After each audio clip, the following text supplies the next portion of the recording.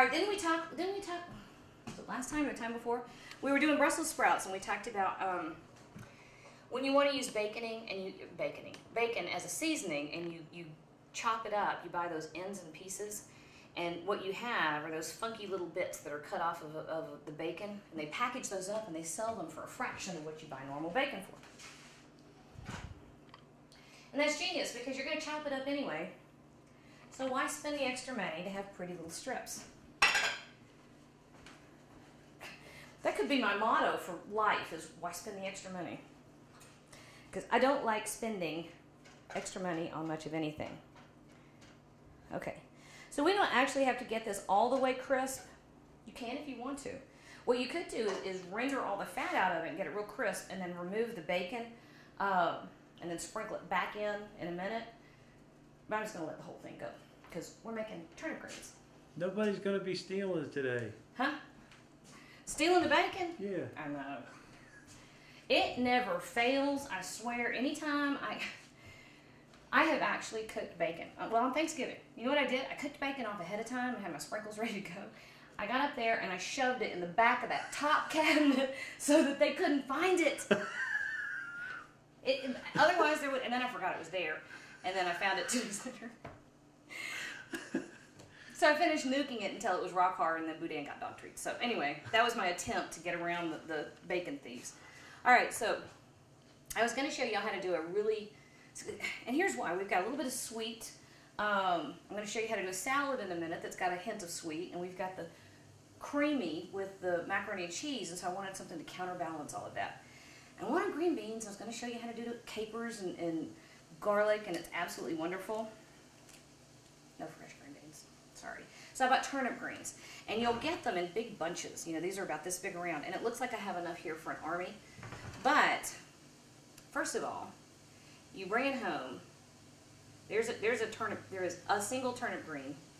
You want to get rid of this. You really have to get rid of part of that center? Yeah.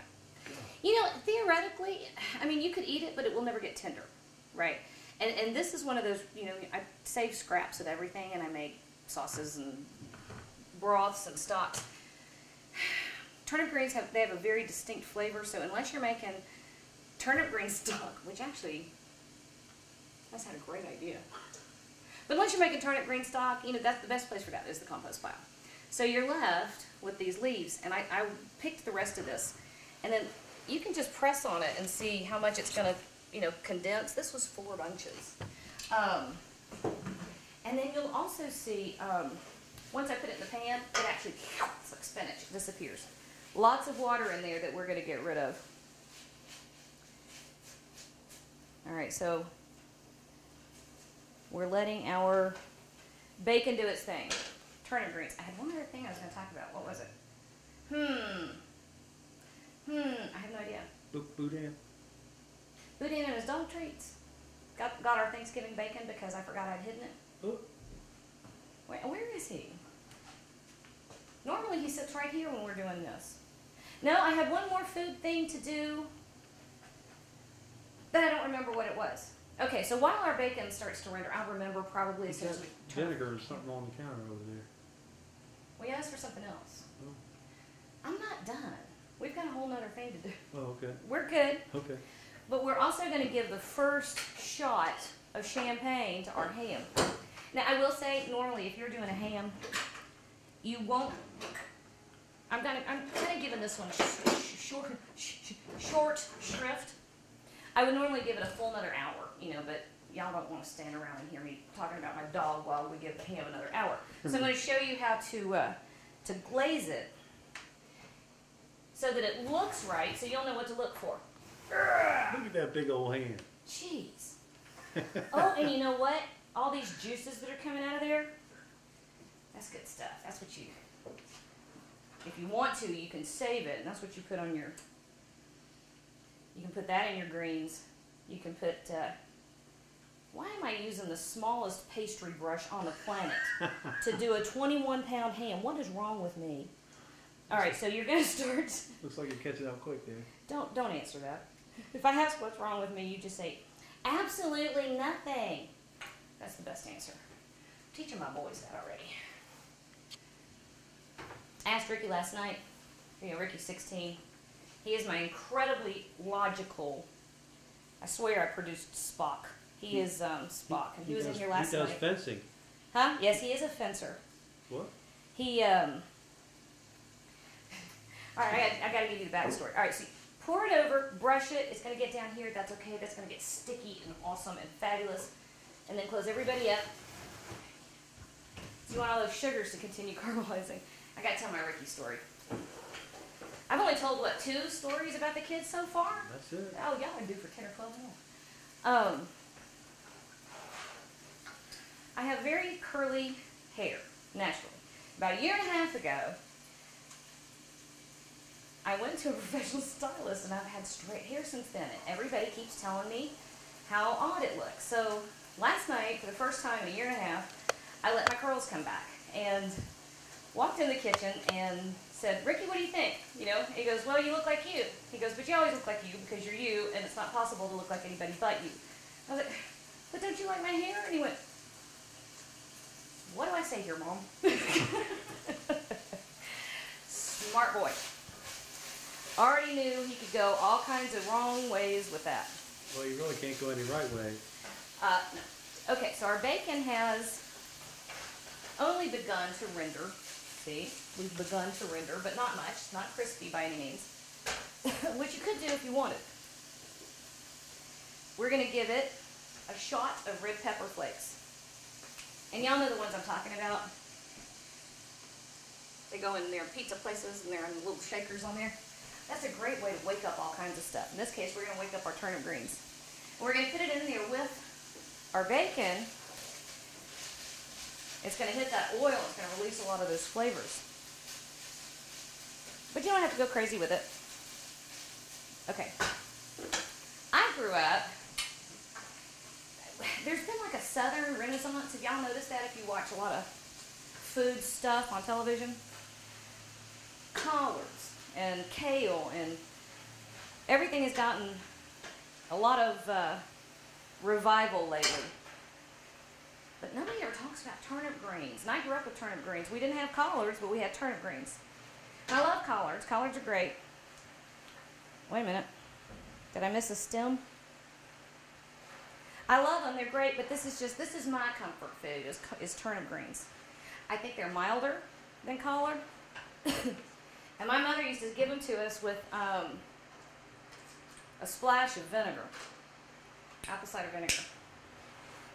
She would cook them years, because that's what you do in the South. At least that's what you used to do in the South.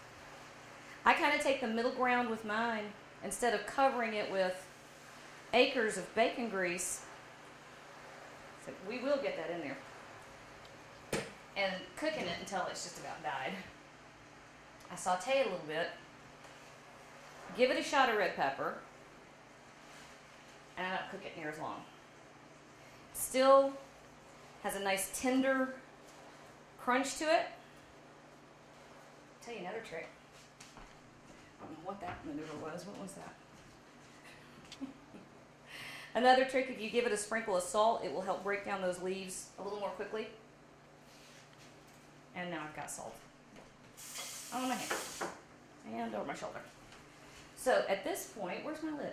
I promise y'all, this lid is clean. It's had issues because I don't know why. It doesn't look like it, but it is, I promise. So we're going to let that reduce a little bit. Give it a shot of chicken broth. You know, you can use water if you want to. I just, you know, feel like that's another opportunity to add a little bit of flavor in there. And we're also going to give it, because apple cider vinegar is one of my favorite things ever,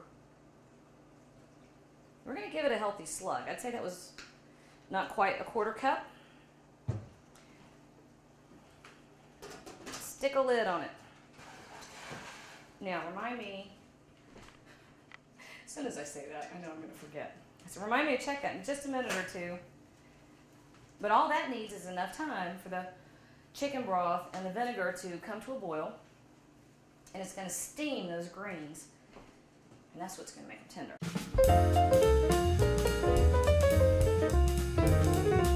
I will often splurge and buy red and yellow bell peppers, even though they are more expensive, simply because the nutritional value is so high, and especially to get those other colors into their diets, into their precious little bodies. Although I have one right now, it may not be. Go to the Thrillbilly Gourmet and check out Jan Charles' recipes. She has all these recipes and more right there. Thrillbilly Gourmet.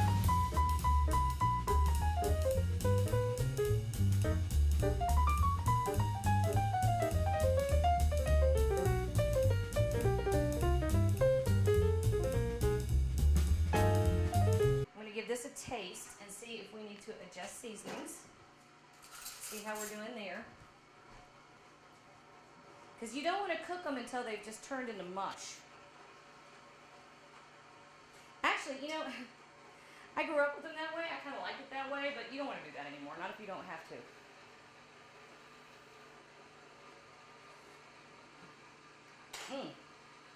Nope. That's perfect because the leaves are tender, but they still have a lot of flavor. And you got a little bite from the vinegar. Now if you want to, you can serve this with another sprinkle of apple cider vinegar. You know, it just dawned on me, turnip greens aren't the most beautiful thing on the planet, but boy, they taste good. Yeah, they taste good. Ooh, I love them. And he's that huge, big old mess of greens. Wait a minute, one more leaf. That's the entire batch. So you don't end up with more than a little bit. All right, so they're not beautiful, but boy, they taste good. And then,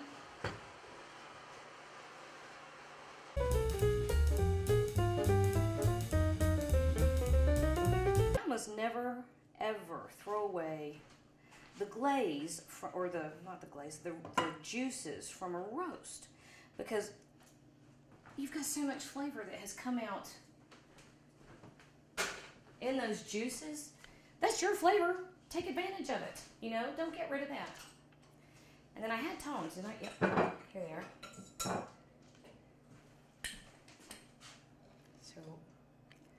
So we've got a little bit of sweet from the ham and the champagne glaze. And then we have that awesome smoky with just a hint of bitter from those turnip greens, right? Macaroni and cheese. Let's see. I want to get the creamy and, there we go. Creamy and crunchy from the top. I'm going to run out of room for my salad. I'm going to have to get another plate. Oh, darn. You should have been here on Thanksgiving.